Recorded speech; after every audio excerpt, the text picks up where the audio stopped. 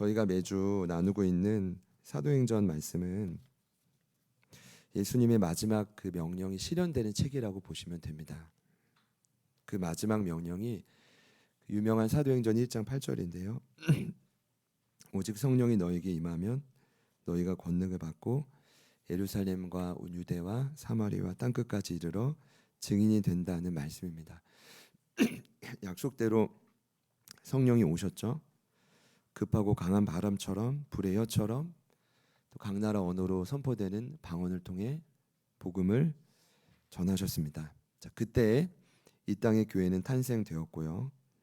여러 한계를 넘어 원수에게 빼앗겼던 도시를 되찾아오기 시작을 했습니다. 그래서 오늘 여기까지 온 건데요. 사실은 저희가 이 구절을 참 익숙하게 암송하지만 고민 한번 해봐야 돼요. 예루살렘, 온 유대, 사마리아, 땅끝. 각 영역의 점령이 쉬울까요? 복음으로 점령하는 건 결코 만만치 않습니다. 그런데 새로운 영역으로 넘어가는, 도전하는 것도 쉽지 않습니다. 그래서 예루살렘뿐만 아니라 온 유대로 나아가는 것도 쉽지 않고요. 거기서 사마리아 땅으로 넘어가는 것도 결코 만만치 않아요. 땅 끝은 말할 것도 없습니다.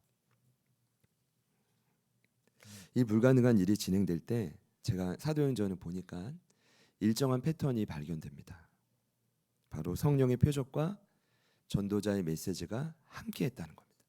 성령의 기적과 전도자의 통로가 함께했다는 겁니다. 예를 든다면 지난 2장까지 보니까 이 땅에 오신 성령의 표적이 있었고 그 힘을 받아 베드로의 오순절 설교가 있었죠. 5장을 보면 지속되는 기사와 표적이 있는데 기사와 표적 때문에 좋은 일이 있었던 게 아니라 사도들이 감옥에 갇혀요. 그때 어떤 표적이 있냐면 옥문이 열립니다. 옥문이 열리는 거 보신 분? 실제 보신 분 없으시죠? 그 엄청난 표적이 있었던 겁니다. 그러자 또 사도들은 그곳에서도 말씀을 전합니다. 8장을 보면 박해와 표적을 따라 빌립 집사님이 사마리아 땅으로 갑니다. 여러분 나중에 7장에 가면 나오겠지만 박해도 표적입니다.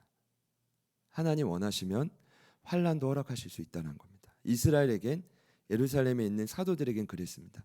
그랬는데 그때 갈 수 없을 땅, 버려진 땅인 사마리아 땅으로 갔다는 겁니다. 이게 표적입니다.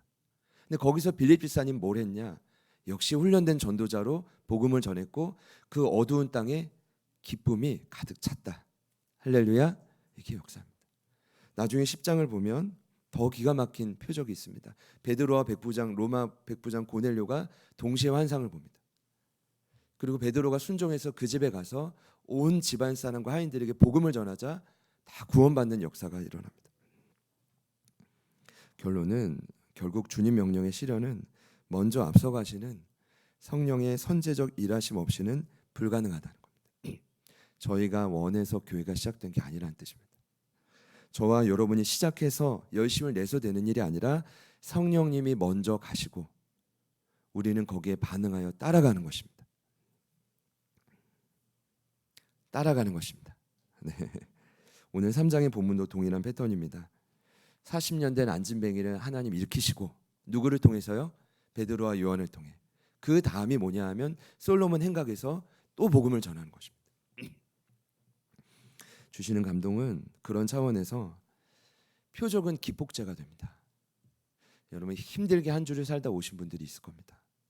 표적은 매일 있을 수 없습니다. 그러나 반드시 필요하다. 여러분의 삶에서 고로하여 성령을 통해 표적이 일어나기를 축복합니다. 병든 몸이 회복되든 아니면 물질의 돌파가 일어나든 관계 어려움이 회복되든 어떤 모양이든 표적이 일어나시기를 축복합니다. 힘이 필요하니까요.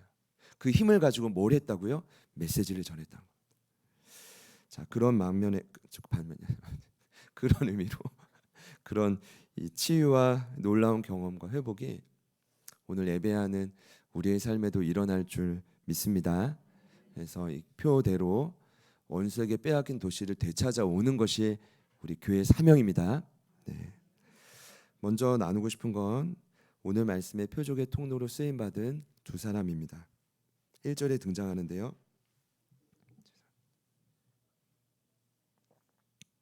베드로와 요한입니다. 두 분이 제9시 기도 시간에 성전으로 올라갔다라고 되어 있죠. 1절 말씀을 보시면 올라갈 새라고 번역되어 있습니다. 헬라어로 보면 미완료 과거 형태더라고요. 이 뜻은요, 아직 완결되지 않은 상태고 또는 계속 이루어지는 동작이나 습관을 의미할 때 미완료 과거 형태를 씁니다. 그래서 오늘 두 사람이 성전에 간 건 이례적인 사건이 아니라 반복적인 습관이었다는 겁니다. 여러분, 습관을 따라 교회 오십시오. 잘못된 거 아닙니다. 감정을 따라 오면 못 옵니다. 습관을 따라 오시기를 축복합니다. 왜 올라갔죠? 기도하려고 간 겁니다. 유대인의 소중한 관습 중 하루에 3차례 바쁜 그들이 굳이 성전으로 가서 기도했습니다. 시간은 그들 시간으로 제39시 해질녘입니다. 하루 3차례인데 유대인의 시간법에 플러스 6을 하면 우리가 이해하는 시간이 나옵니다. 그래서 오전 9시, 오후 3시 해질녘. 이 중요한 관습을 유대인이었던 베드로와 요한이 다른 전통은 몰라도 이것만큼은 이어받은 것입니다. 사실 초대교회 탄생하고 확장될 때 지금 이 주인공이 이 두 사람만큼 눈코 뜰 새 없이 바쁜 사람은 없었을 겁니다. 부흥돼서 좋은 게 아니라 아무리 성령 충만해도 육체는 하나고 한계가 있거든요. 제가 볼 때는 이 두 사람의 몸은 성한 데가 없었을 겁니다. 함께 모여드는 성도들의 모임 장소, 시간, 먹을 음식, 또 해야 될 구제, 지속된 예배, 전도, 사실은 모든 회의만 해도 부족했을 겁니다. 그 모든 자리에 두 사람의 흔적은 늘 필요했다는 거죠. 아직 7 집사님을 세우기 전이었으니까요. 이해되십니까? 거기에 로마 군인의 핍박, 그리고 더 강력했던 건 초대교회 사를 보면 초대교회 가장 큰 방해 세력은 유대인들입니다. 아이러니하죠. 왜냐하면 할례 받지 않고 본인들이 싫어하는 메시아인 예수를 따르고, 그리고 영향력이 커져가니까 질투와 시기는 더 많아지고, 이게 먼저 믿는 자가 참 이게 너무 힘든 것 같아요. 잘 되면 축복해 줘야 되는데 예수를 따르면 인정해 줘야 되는데 인정하지 않는 거예요. 그러니까 유대인들이 가장 큰 적대 세력으로 등장합니다. 이런 상황에서 오늘 두 분이 습관을 쫓아 성전으로 기도하러 갔다는 것은 의미가 굉장히 큽니다. 제가 볼 때는 기도는 지도자였던 두 사람의 유일한 생명줄입니다. 사랑하는 여러분, 기도 없이는 지금 삶을 질탱할 수 없다는 뜻입니다. 기도를 통한 성령의 강력한 임재 없이는 저희가 이 땅을 제정신으로 살 수 없다는 뜻이고 주님 뜻을 이룰 수 없다는 고백입니다. 누가 뭐라 해도 기도는 연약한 내가 하나님을 의지하는 최선의 방법입니다. 믿으십시오. 그래서 기도를 많이 하시는 분들은 쉽게 말하면 믿음이 좋으신 분들입니다. 문제가 많아서가 아니라 믿음이 좋으신 분입니다. 문제가 많다고 기도를 많이 합니까? 아닙니다. 믿음의 문제입니다. 현재 이 두 사람이 습관을 쫓아 기도를 했다는 것은 결국 두 분의 믿음은 죽지 않고 생생하게 살아있다는 것입니다. 두 사람의 스승이었던 예수님도 동일했습니다. 누가복음 22장 39절입니다. 예수께서 나가사 습관을 따라 감람산에 가시매 제자들도 따라갔더니. 예수님 습관을 따라 감람산에 가신 이유는 뭘까요? 기도하기 위함이었습니다. 여러분, 이렇게 생각하시면 됩니다. 그 완전하신 예수님이 왜 기도했을까? 시험에 빠지지 않으시려고요. 아버지가 주신 사명을 이루시려고요. 그리고 나중에 나오지만 맡겨주신 12명의 제자를 끝까지 사랑하려고 기도했습니다. 그럼 역으로 보면 저와 여러분이 만일 기도하지 않는다면 시험에 마음껏 빠지겠다는 담대함입니다. 죄송합니다. 나는 주님 사명과 상관없이 살겠다는 결단이요, 굳이 끝까지 사랑할 필요가 없다는 겁니다. 내 주변의 사람들을. 그러나 역으로 보면 저와 여러분이 기도할 때 우리 예수님처럼 역사가 일어나겠죠. 시험에 빠지지 마십시오. 주님 사명에 더 가까워지십시오. 그리고 사람들을, 내 주변의 사람들, 가족을 포함한 사람들을 끝까지 사랑하는 최선의 방법은 기도입니다. 그 모습 그대로 두 사람 역시 하루 3번 성전을 찾은 것, 그리고 그날 미문의 안진뱅이를 마주했던 것입니다. 제가 고민 많이 해봤는데 이게 이상하더라고요. 저희 교회고 우리 교회고 한데 저도 초창기에 이상하게 성전으로 발걸음을 안 가게 되는 거예요. 와서도 숨고 그러면 여러분들은 얼마나 힘들까 하는 생각이 들었어요. 이게 성전 오고 안 오고가 그냥 관심의 문제가 아니라 영적인 문제입니다. 사단이 얼마나 방해하는지 몰라요. 이제 그걸 돌파해서 성전의 기도가 더욱 넘쳐나기를 축복합니다. 2절을 보니까 이제 안진뱅이와 미문 이야기를 좀 하려고 합니다. 미문은 아름다운 문이라는 뜻입니다. 당시 이 성전 미문은 금과 은으로 입혀진 황동으로 제작된 이중문입니다. 그런데 높이가 무려 23m입니다. 23m로 나중에 저희가 건축을 하게 되면 아니면 그런 건축물을 받으면 좀 상상이 올 것 같습니다. 제가 지난주 후배 목사님 환상을 나누면서 실수했던 게 뭐냐면 본당 크기가 잠옷실인데 지금 생각하는 본당 사이즈는 아닐 거라는 생각이 들더라고요. 그러니까 하나님은 이 공간에서만 꿈꾸는 게 아니라 아마 제가 생각하는 이 작은 믿음과 생각을 뛰어넘어서 엄청난 계획을 제자들 교회를 통해 하시고 있다는 생각도 들더라고요. 아니 그렇잖아요, 여러분.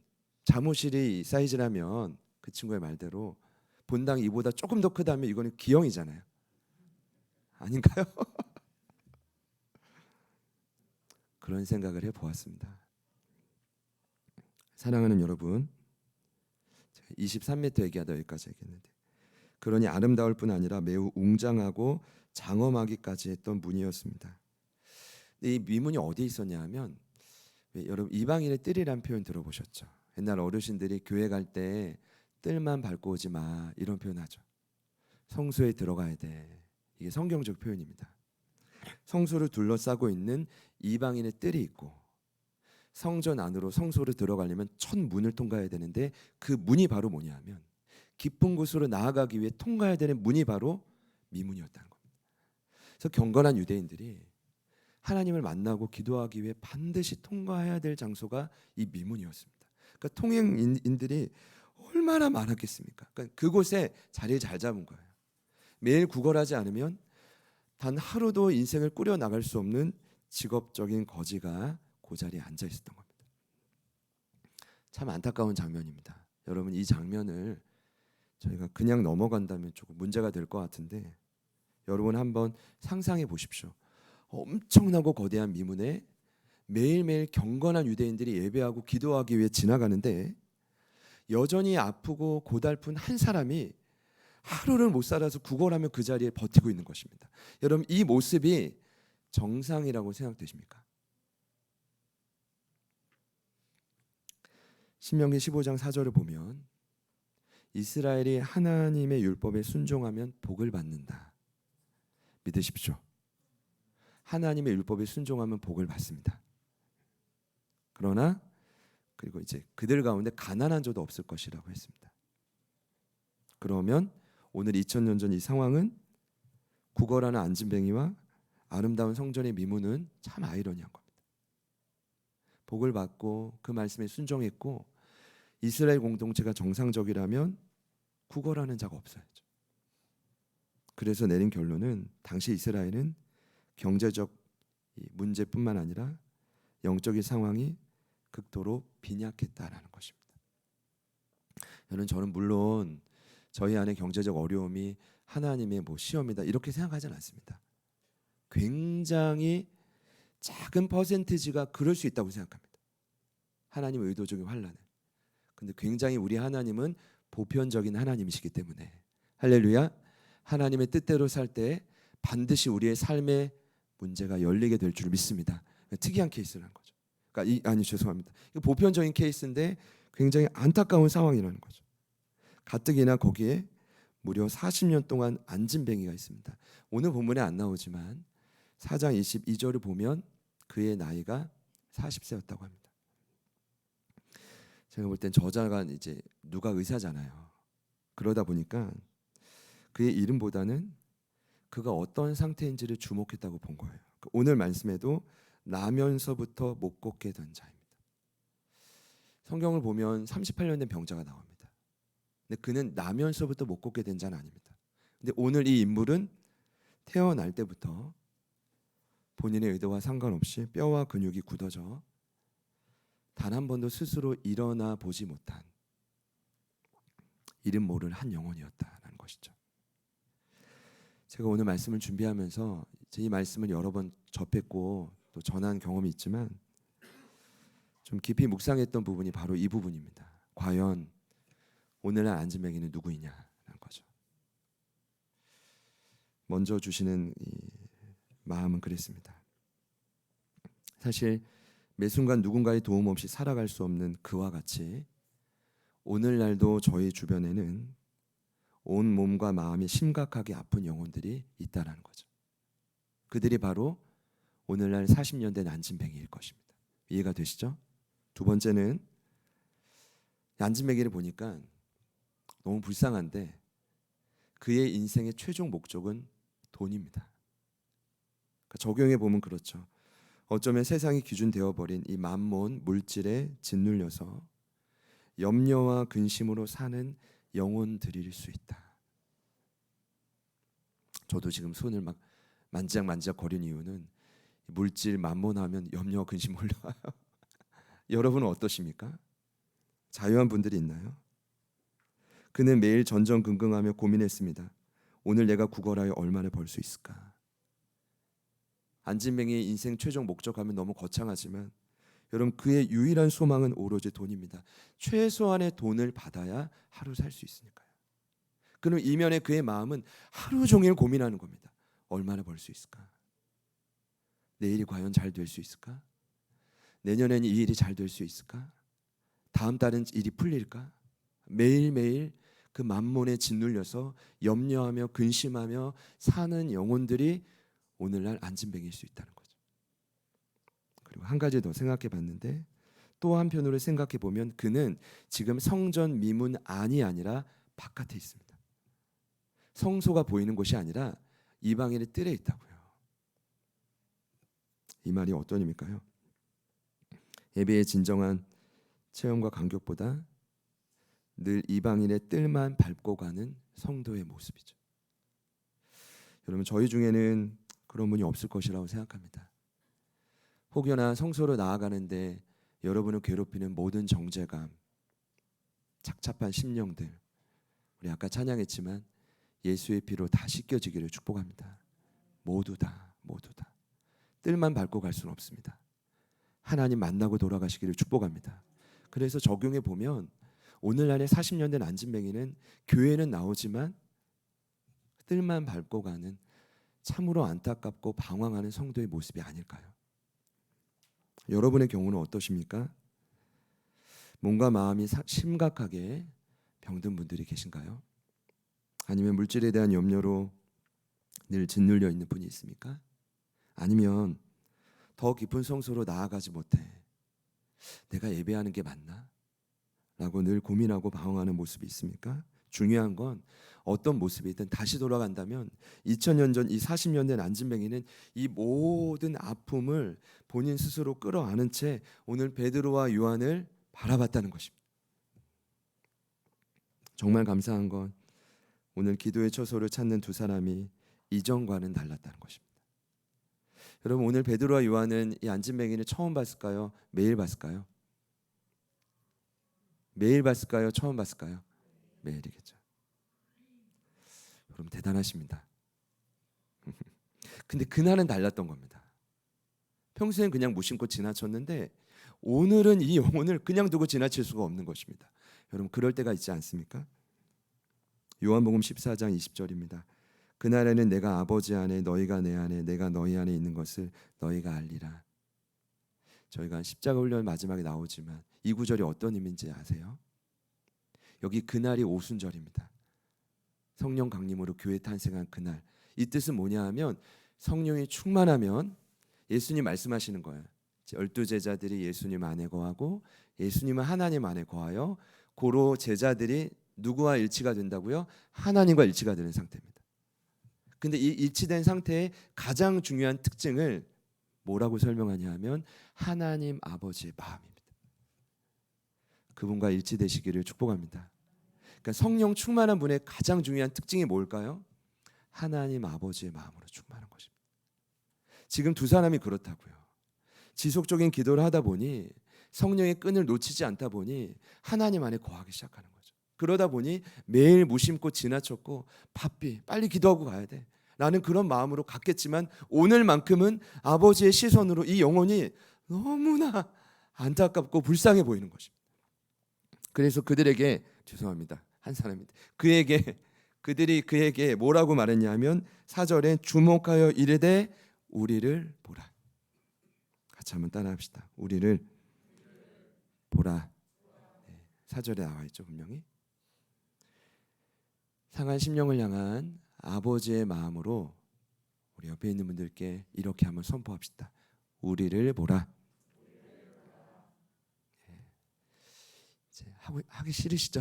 사실 이게 귀찮고 일단은 자꾸 귀찮고 두 번째는 하고 싶지가 않아요. 왜냐하면 나를 볼 때 아니 뭐 선한 마음이 나가야 되는데 죽이고 싶다 뭐 이런 마음, 돌아가면 가만두고 싶지 않다 이런 마음이 가득 차 있다면 우리를 보라 할 때 생명이 아니라 뭐 사망에 막 흘러가겠죠. 그래서 참회의 심령으로 한 번 더 해봅시다. 우리를 보라 해봅시다. 좀 이렇게 전도 훈련이 이거죠. 뭐 세상 가서 말하지 마시고 여기서부터 우리를 보라는 훈련해야죠. 여기까지만 하겠습니다. 여기까지만. 거기 이제 주목했다라는 4절의 단어가 평소엔 관심이 없다가 어떤 사람에 대해 갑자기 깊은 관심을 보이는 거예요. 그러니까 성령이 강하게 내 삶을 잡으시면 관심이 없던 자도 관심을 갖게 되고 그 영혼의 깊은 심령을 헤아리기 시작할 수 있다는 거예요. 이 주목했다는 단어가 언제 한 번 더 나왔냐 하면 예수님 승천하실 때 제자들이 그 모습을 보고 뭐라고 했냐면 자세히 쳐다봤다고 되어 있습니다. 지금 상황이랑 정반대입니다. 그때 자세히 쳐다봤던 건 이겁니다. 예수님 이대로 가시면 안 되는데 지금 내 인생을 어떻게 하고 이렇게 도망가시나. 그래서 뚫어지게 본 건데 오늘은 성령 충만함 안에서 영혼을 살리고자 주목했던 거죠. 그리고 나를 보라고 한 것입니다. 한마디로 성령 안에서 이전과는 달라진 것입니다. 담대히 외쳤던 것입니다. 저는 그들을 봤던 안즈맹이가 깜짝 놀랐을 것 같아요. 깜짝. 그리고 무엇을 얻을까 바라봤는데 제 생각입니다만 야 오늘 이 사람들 왕건이다. 이 사람들 나를 보라고 했으니 많이 주겠다는 생각이 있었을 것 같아요. 그런데 돌아온 건 은과 금이 아니라 돈이 아니라 뭐였습니까? 나사렛 예수 그리스도의 이름이었다는 것입니다. 우리 6절 말씀을 마지막으로 함께 읽어볼까요? 시작.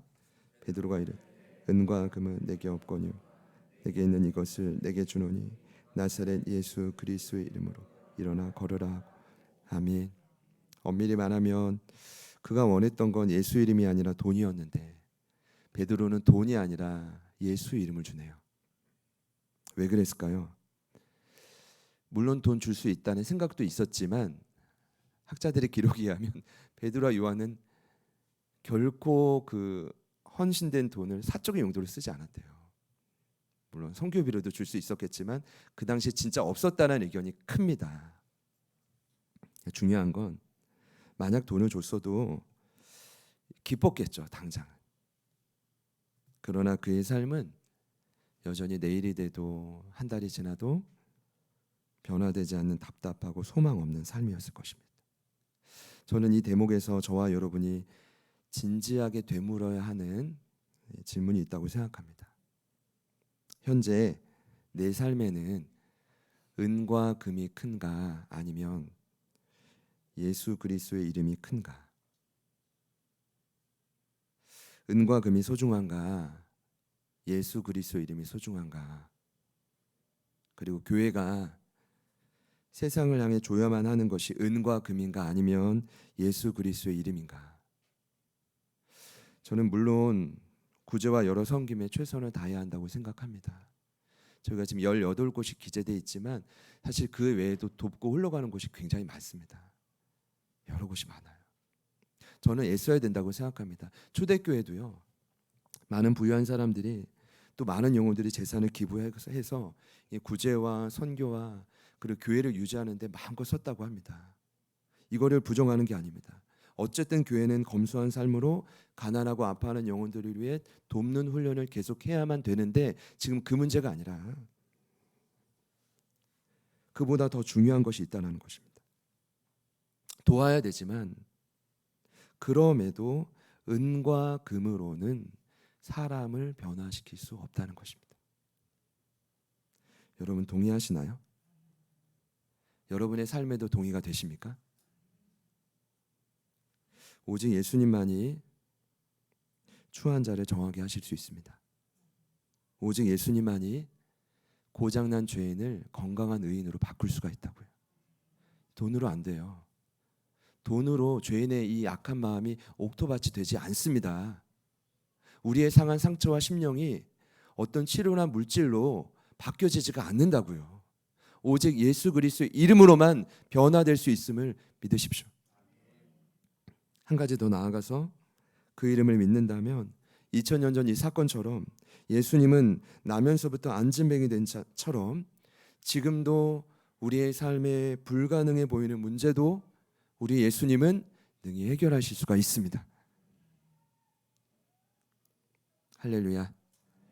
중세의 한 교황이 사제들을 다 모아놓고 아주 자랑스럽게 흡족하게 말을 했다고 합니다.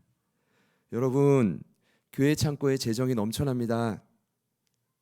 제가 교황 같나요? 상상을 해봐도 행복할 것 같은. 죄송합니다. 이제 과거 사도들이 은과 금은 내게 없거니와 라고 말하던 시대는 지나갔소이다. 이걸 아주 힘차게 말했답니다. 그러자 곁에 있던 중세의 유명한 철학자, 신학자였던 토마스 아퀴나스가 이렇게 말했답니다. 조용한 목소리로. 그렇습니다, 폐하. 하지만 나사렛 예수 그리스도의 이름으로 명령하는 시대도 지나갔습니다. 깊이 고민해 봐야 될 기록입니다. 교회가 세상을 향해 우선적으로 주는 것은 은과 금이 아닙니다. 저와 여러분이 예수님을 우선적으로 믿는 목적과 이유도 은과 금이 아닙니다. 가장 우선적인 건 우리를 고치고 유일하게 살릴 수 있는 이름, 예수 그리스도의 이름입니다. 저희가 6월부터 묵상해 왔던 디도서의 결론, 어제 나왔죠? 짧은 3장밖에 되지 않아서 바울 사도가 디도를 엄청난 곳에 떨어뜨려 놨습니다. 크레타 섬입니다. 참 가혹한 땅입니다. 항상 거짓말쟁이들로 넘쳐납니다. 말만 하면 거짓말이고 자기 배만 위하는 이기적이고 게으른 자들이고 유독 어리석고 여러 정욕과 행락의 종노릇하고 악독과 투기를 일삼는 자들이 크레타 섬에 넘쳐났습니다. 디도가 감당해야만 됐던 사람들의 특징이었습니다. 그런데 이러한 자들도 어제 말씀의 결론은 변화될 수 있다는 것입니다. 모든 사람에게 구원을 주시는 하나님의 은혜가 나타나면 가능합니다. 이렇게 말하고 있어요. 모든 사람에게 구원을 주시는 하나님의 은혜가 나타나면 가능합니다. 그런데 그 은혜의 결정체를 어제 디도서 3장을 보니까 누구라고 소개하냐면 예수 그리스도. 그분의 공로로 인한 죄 씻음. 한편에 또 한편으로는 예수 그리스도로 말미암은 성령의 새롭게 하심을 통해 어느 누구도 변화될 수 있다는 것입니다. 크레타 섬이 변화됐다면 당하동도 원당동도 변화될 수 있고요. 여러분의 가정도 변화될 수 있고요. 무너진 우리의 삶도 다시 새로워질 수 있다는 것입니다. 이것을 믿지 않는다면 이방인의 뜰만 밟고 가십시오. 진정 믿는다면 예수 그리스도의 이름을 은과 금이 찾아올 때마다, 그 유혹이 찾아올 때마다 선포하십시오. 성전 미문의 안진뱅이는 오늘 실제 일어나 걸었습니다. 어떤 의미입니까? 죄 씻음 받았고 성령 안에서 재창조의 역사가 일어났다는 것입니다. 완전히 새 사람이 됐다는 것입니다. 최근 아이가 사라지는 세상이라는 책을 좀 심도 있게 보고 있습니다. 저출산 현상에 대처하는 대한민국 지성계 최초 융합 프로젝트. 본질적으로 고민한 내용인데 진짜 안타까운 건 이미 이 책이 수년 전에 나왔던 겁니다. 코로나 이전에. 지금은 저출산이 얼마나 심각합니까? 그래서 인구학자, 진화학자, 역사학자, 임상 심리학자, 심지어 동물학자, 빅데이터 학자까지 전문가 7인이 함께 모여가지고 고민하면서 책을 썼는데, 이 책을 보다 보니까 야, 지금 정부가 마련하는 저출산 고출산으로 바꾸려는 이 계획이 좀 보다 본질적인 고민이 필요하겠다는 생각은 들더라고요. 그렇지 않으면 여러분, 지금 이 현상을 막을 수가 없고 훗날 대한민국이 어떻게 될지 몰라요. 여러 이유 중에 한 가지가 뭐냐면, 인간의 본능 중에 두 가지가 있는데 재생산의 본능과 생존의 본능입니다. 근데 재생산의 본능보다 지금은 무엇이 너무나 압도적으로 커졌냐면 개인 생존의 본능이 커진 거예요. 그러니 아이를 낳아서 키우고 하는 마음이 생기지가 않는 거예요. 내 이 인생 하나조차도 컨트롤하기 너무나 괴로운 인생인 거죠. 책을 보면서 불현듯 이런 생각이 들었습니다. 아이들도 사라지지만 성도도 사라지는 세상이 되었구나. 성도도. 아까 진정한 성도의 의미를 우리 집사님 고백을 통해 들었지만, 제가 볼 때는 만약 오늘날 교회가 본질적인 대책을 준비하지 않는다면 저와 여러분의 신앙 장담하십니까? 장담하세요? 저에게 만약 여러분이 없었다면 제 신앙 저는 장담 못합니다. 불안한 인생이죠. 제자들 교회 미래인 우리 자녀들의 삶을 장담하십니까? 여러분에게 허락하신 자녀들 장담하십니까? 본질적인 대책이 필요하다는 그 말씀을 드리고 싶어서요. 그 본질적인 대책이 무엇일까요? 저는 오늘 베드로 사도가 보여주고 있다고 확신합니다. 은과 금이 아니라 나사렛 예수 그리스도의 이름. 부모는 자녀들을 위해 그 모습을 보여주는 것입니다. 우리 교회는 또 다른 교회와 이 세상을 위해 그 모습을 보여주는 것입니다. 세상 정욕과 욕심이 아니라 예수 그리스도의 이름 안에 모든 걸 묻고 주님 뜻대로 걸어가겠다. 훗날 베드로 사도가 남겨진 교회들에게 이렇게 유언을 합니다. 베드로전서 1장 7절입니다. 너희 믿음의 확신함은 불로 연단하여도 없어질 금보다 더 귀하다. 예수 그리스도께서 나타나실 때에 칭찬과 영광과 존귀를 얻게 할 것이다. 여기 뭐라고 합니까? 예수를 향한 확실한 믿음이. 같이 따라합시다. 확실한 믿음이. 그때도 그랬지만 말세에는 보통 믿음으로 못 견딘다는 겁니다. 확실한 믿음이 금보다 더 귀하게 된다. 금을 이길 수가 있다. 이런 말입니다. 베드로전서 1장 18절에 또 말합니다. 너희가 알거니와 너희 조상이 물려준 헛된 행실에서 대속함을 받은 것은 은이나 금 같은 것은 금같이 없어질 것으로 된 것이 아니다. 예수님을 통한 대속의 은혜가, 이 말은 은과 금이 주는 기쁨과 비교할 수 없을 정도의 엄청난 은혜라는 것입니다. 제가 볼 때 베드로는 오늘 이 성전 미문의 사건이 그의 인생을 다시 한번 뒤집어졌습니다. 물론 주님을 배신하고 다시 돌아올 때, 주님을 다시 만나줄 때, 주님이 다시 만나줄 때, 오순절의 성령 강림의 사건도 중요한 인생의 기준이었겠지만, 성전 미문의 40년 된 안진뱅이가 외쳤던 이 메시지, 은과 금은 내게 없지만 나사렛 예수 그리스도 이름으로 내게 명한다. 그것이 그의 인생의 각인이 된 것입니다. 여러분이 원하신다면 저희 교회도 여러분의 신앙에도 이 메시지가 각인되기를 축복합니다. 만약 이 시간 예배하는 여러분들 안에 40년 된 안진뱅이처럼 아프고 눌리고 심히 답답해한 분들이 있다면 오늘 예수 그리스도의 이름으로 일어나 걸으십시오.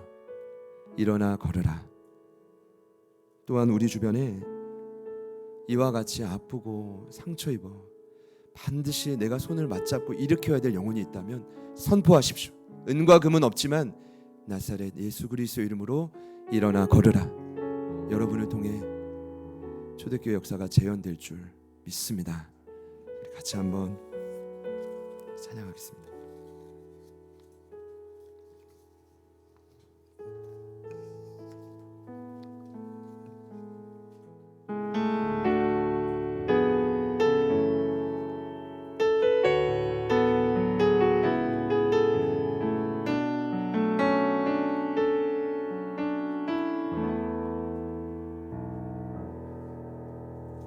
슬픈 마음이 있는 자, 몸과 영혼 병든 자, 누구든지 부르시오. 예수 이름 부르시오. 그 이름을 믿는 자, 그 이름을 외치는 자, 그가 어떤 사람이든 슬픈 마음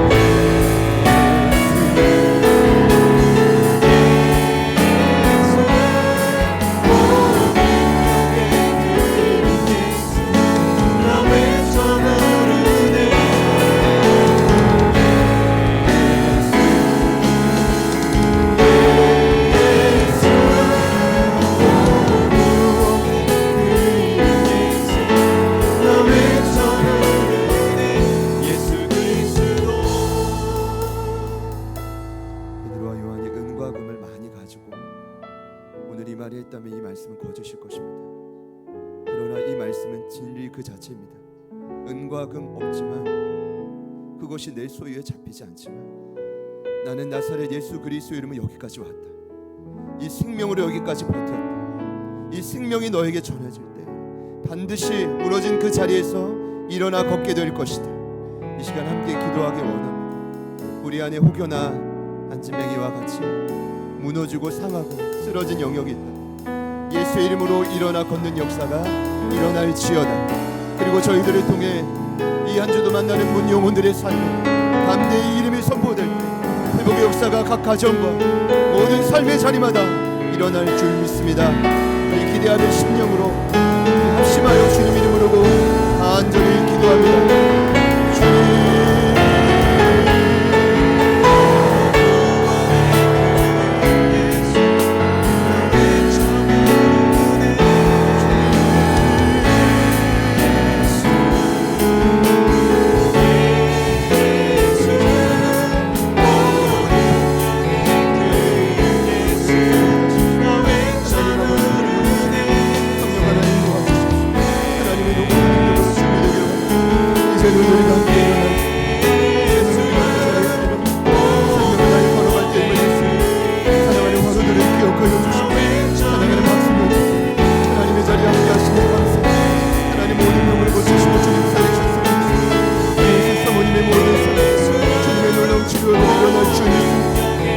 주님 주님 회복시켜 주시고 하나님의 성령 주님 다시 한번 그 자리에 일어나 걷게 될 줄 믿습니다. 예수 이름으로 우리 모든 심령과 변화되게 하시고 하나님의 도구로 변화되게 하시고 하나님의 능력으로 바뀌어지게 하시고 주님 우리를 통하는 역사가 날마다 일어나게 하시고 날마다 세워지게 하시고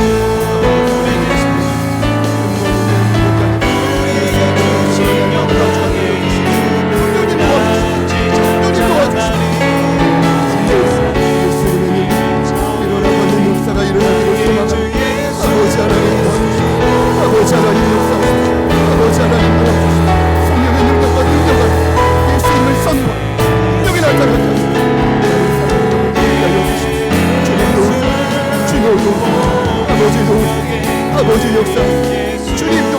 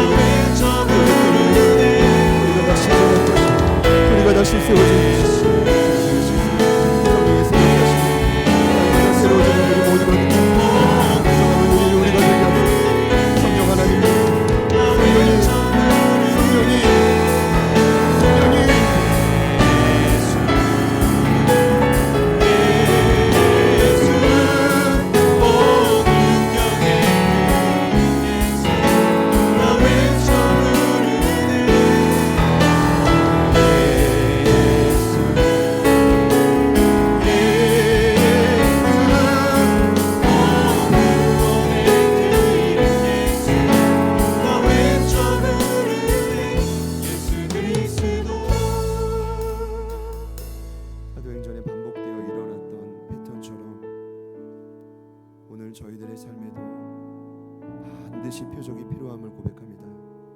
혹여나 삶의 자리에 40년 된 안진뱅이가 그 오랜 시간을 스스로 한 번도 일어서지 못해 포기했던 자리와 같은 삶의 영역이 있다면, 그와 같이 불가능해 보이는 삶의 위기가 있다면, 우리가 확실한 믿음으로 선포하니 오직 예수 그리스도의 이름으로 다시 한번 소생하는 우리 모든 지체들이 되게 하여 주옵소서. 결국 그 이름의 능력을 힘입을 때 우리를 통하여 어둡고 방황하고 사라지는 이 세상이 다시 주님 안에 변화될 줄 믿습니다. 살아날 줄 믿습니다.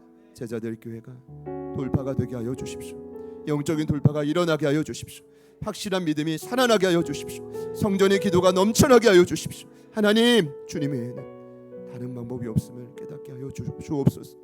우리를 통해 위대한 일을 행하시고 또 역사하실 주님을 기대합니다. 이제는 우리 구주 예수 그리스도의 은혜와 하나님 아버지의 변함없는 신실하신 사랑하심과 성령님의 내주 충만 교통 위로하심의 역사가 은과 금이 아닌 오직 예수 그리스도의 이름으로 일어나 걷기를 결단하고 다짐하는 이부 예배에 참여하신 모든 예배자들 머리 위에 오늘 이곳에 함께 처음으로 한 우리 김명래 청년, 사랑하는 아들의 모든 인생 위에, 그리고 돌아오는 8일 수술 때 임하실 우리 이규채 성도님 수술의 모든 일정과 회복의 과정 위에 저희들을 통해 살아나게 될 이 땅의 수많은 영혼들의 삶의 터전 위에 지금부터 영원토록 함께 하시기를 간절히 축원하옵나이다. 아멘.